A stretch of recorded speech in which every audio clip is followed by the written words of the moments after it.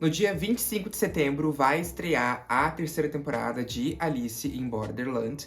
E se você nunca assistiu a primeira ou a segunda temporada, fique aqui nesse vídeo que hoje nós vamos comentar sobre a primeira temporada dessa série icônica. Oi pessoal, eu sou o Davis e hoje, como eu falei na intro do vídeo, nós vamos comentar sobre a primeira temporada de Alice in Borderland, que na época que lançou teve uma grande treta por se parecer muito com a série Round 6, que também estava estreando no mesmo ano. Mas é isso, roda a vinheta porque hoje nós vamos comentar sobre essa série icônica que mexeu com a minha nostalgia e que com certeza vai mexer com a sua também.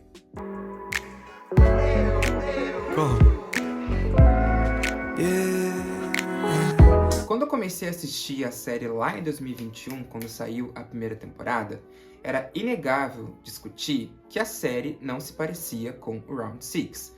Gente, as semelhanças dos jogos, das pessoas morrendo, das pessoas tendo que sobreviver, que é basicamente a mesma coisa ali com o Round 6, era a mesma. Era literalmente a mesma.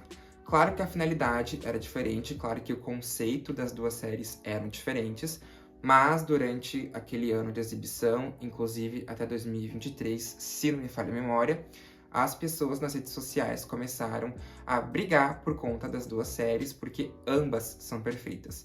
Pessoal, se vocês nunca assistiram Alice in Borderland, eu aconselho muito, porque é uma série muito rica em elementos, muito rica em lições de morais e muito rica em jogos também. Os jogos são muito criativos, de verdade. A gente começa a série com o Arisu, o Chota e o Karube, que são um trio de amigos vivendo as suas vidas normais em Tóquio. Até que um dado dia, quando eles fogem da polícia e se escondem em um banheiro, a luz apaga e quando eles saem do banheiro, eles são transportados para uma realidade paralela da cidade, onde somente eles três estão. Ou seja, todo mundo desaparece do dia para a noite, não tem mais ninguém na cidade.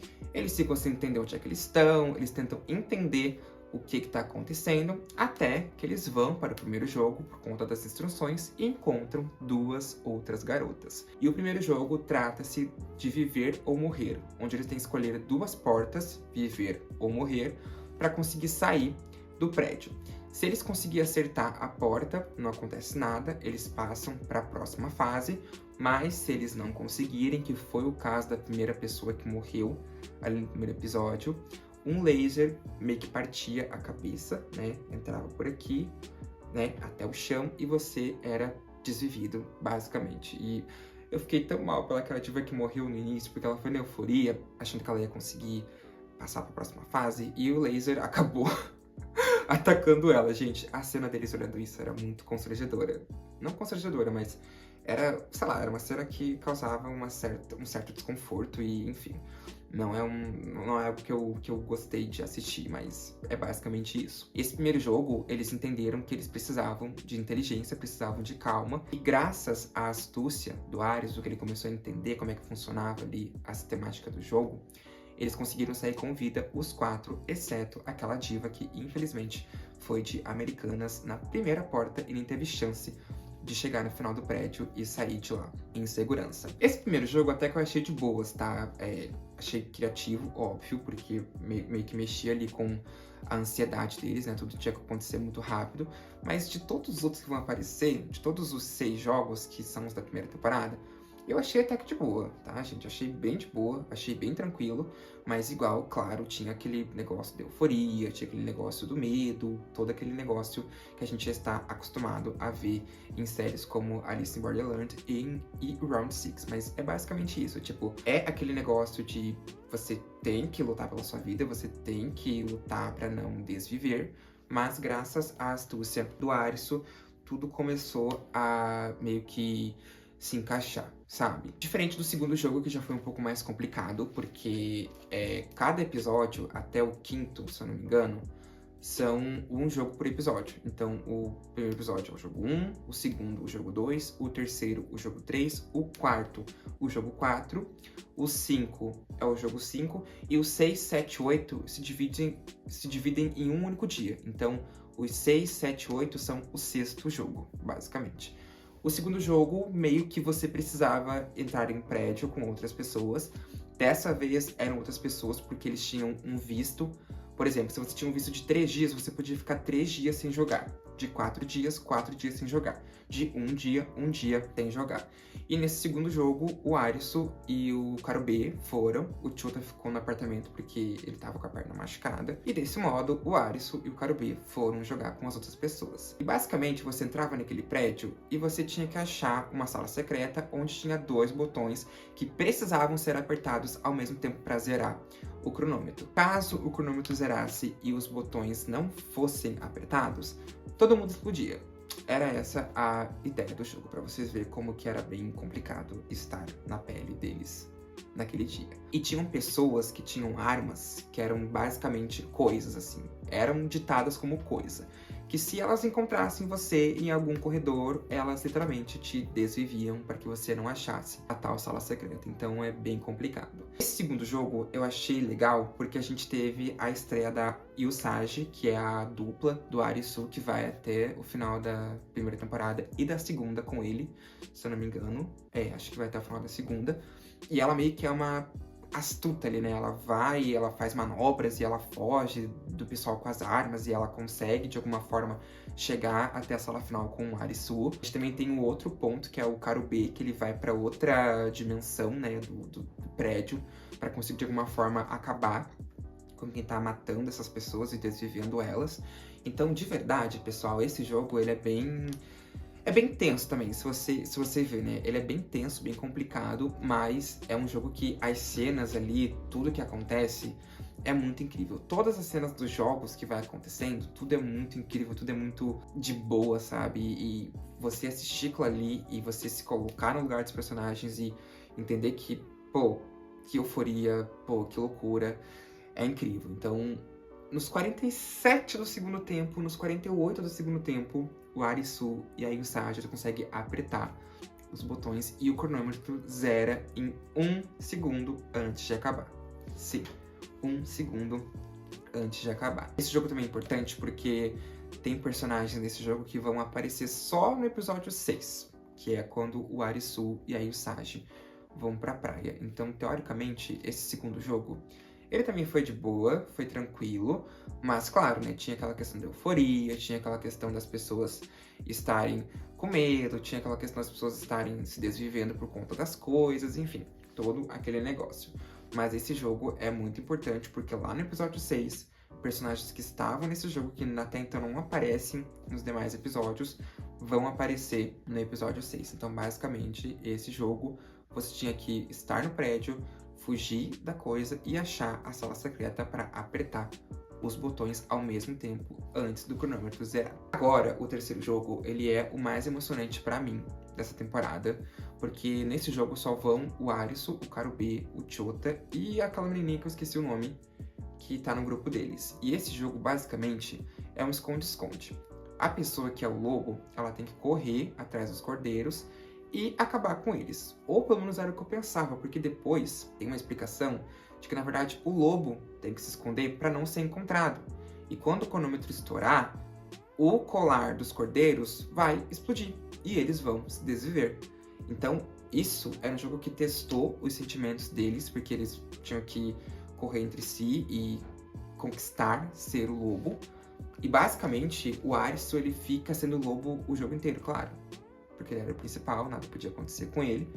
Mas é um jogo que eles ficam lembrando do que eles viveram enquanto amigos, que passa muitas memórias na cabeça deles, passa um filme, né, com uma música bem triste durante tudo isso. E quando o cronômetro zera, o Arisu tá correndo até o Karube e ele explode, assim, basicamente. Então é um jogo bem tenso, assim, eu realmente fiquei bem emocionado quando eu assisti e quando eu reassisti pra fazer esse vídeo, porque, cara, é bizarro, assim. Você olha e eles estão conversando entre eles, né, por conta dos microfones e fones, enfim, e eles relembram as coisas que eles viveram, eles relembram quando eles eram felizes na cidade, eles vê a vida passando pelos olhos deles, literalmente. Então você não imagina, você tá ali, né, a ponto de um colar explodir no seu pescoço, você tá com seu trio de amigos e você só precisa, de alguma forma, entender tudo aquilo ali, de alguma forma estar com a pessoa, de alguma forma relembrar o que aconteceu antes de nunca ver mais nada. Então foi bem emocionante, esse jogo foi bem difícil de assistir por conta de tudo que rolou durante o episódio e o Aris depois ele ficou bem culpado, claro, porque imagina, ele literalmente não matou porque ele não matou, mas né, os amigos dele meio que foram de americanos por conta disso, por conta desse jogo, então é bem complicado, é um jogo que deixa um pouco triste também por conta de tudo que aconteceu. Mas é o terceiro jogo, né, pessoal? Não podemos descartá-lo dessa lista, mas que fique bem claro que, na minha opinião, esse jogo é o jogo mais triste da série inteira. O quarto jogo, eu não entendi muito bem, porque basicamente você tinha que correr desesperadamente para longe da meta, até que tinha obstáculos na pista. Por exemplo, tinha um tigre que corria atrás de você incessavelmente por conta da fome que ele tinha e poderia, né, te cortar em partes, basicamente. Também teve uma enchente que fez eles voltarem tudo que eles tinham corrido durante todo aquele percurso. E depois a gente descobre que a meta era basicamente o ônibus onde eles estavam. Ou seja, a distância não devia ser 5.000 passos, 10.000 passos, 20.000 passos, deveria ser 0. Eles deveriam ficar na meta para conseguir vencer o jogo. Então é bem complicado, porque eu não gostei muito desse jogo, tá? Sendo bem sincero. E eu não gostei muito porque realmente tudo que acontece ali nesse episódio é bem sem sentido. Claro que a gente tem um ponto bem forte, que é o Aris se sentindo culpado, que é a Usagi resgatando ele.